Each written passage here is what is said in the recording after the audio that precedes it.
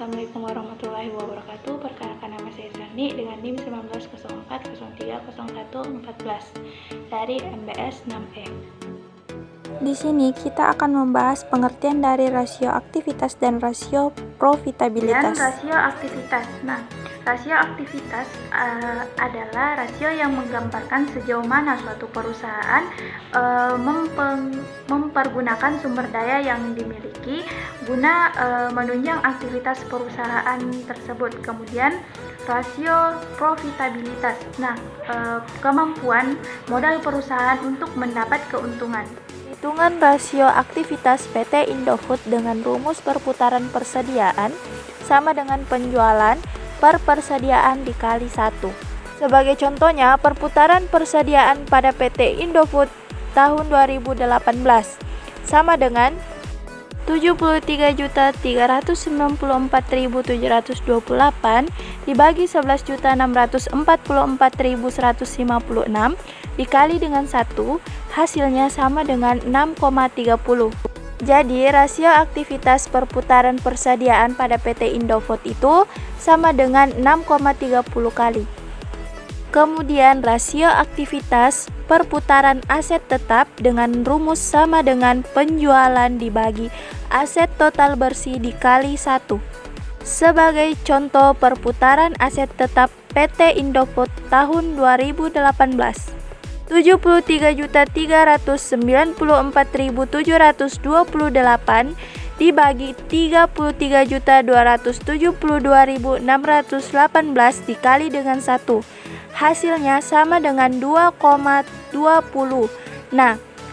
Rasio aktivitas perputaran aset tetap sama dengan 2,20 kali. Selanjutnya, rasio profitabilitas pada PT Indofood Tbk. Rasio profitabilitas dengan rumus return on investment, laba bersih setelah pajak dibagi total aktiva dikali 100%.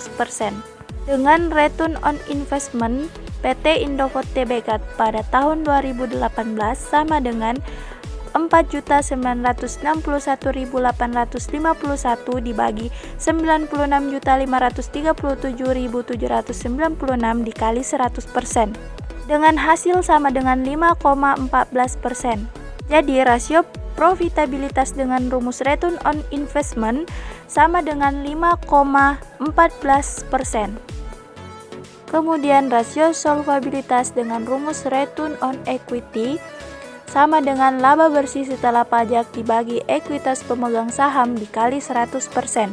Dengan contoh return on equity PT Indofood tahun 2018 sama dengan 4.961.851 dibagi 49.916.800 dikali dengan 100%. Jadi hasilnya sama dengan 9,49%. Jadi rasio solvabilitas dengan rumus return on asset equity PT Indofood tahun 2018 sama dengan 9,49%. Dari contoh-contoh yang telah dipaparkan tadi, inilah hasil perhitungan dari rasio aktivitas dan rasio profitabilitas pada periode 2018 sampai 2020 pada PT Indofood Tbk. Baik, di sini tuh kita bisa menyimpulkan terkait rasio aktivitas, rasio perputaran persediaan di tahun 2018 dengan hasil 6,30% dengan kriteria sangat efektif. Kemudian rasio perputaran aset tetap dengan hasil 2,20% dengan kriteria kurang efektif. Kemudian yang kedua, rasio profitabilitas dengan return on investment atau ROI dengan hasil sama dengan 5,36% di tahun 2018 yang kriterianya itu cukup efisien. Kemudian return on equity atau ROE yang hasilnya pada tahun 2018 itu sama dengan 9,94% dengan kriteria efisien. Sekian dan terima kasih. Thank you.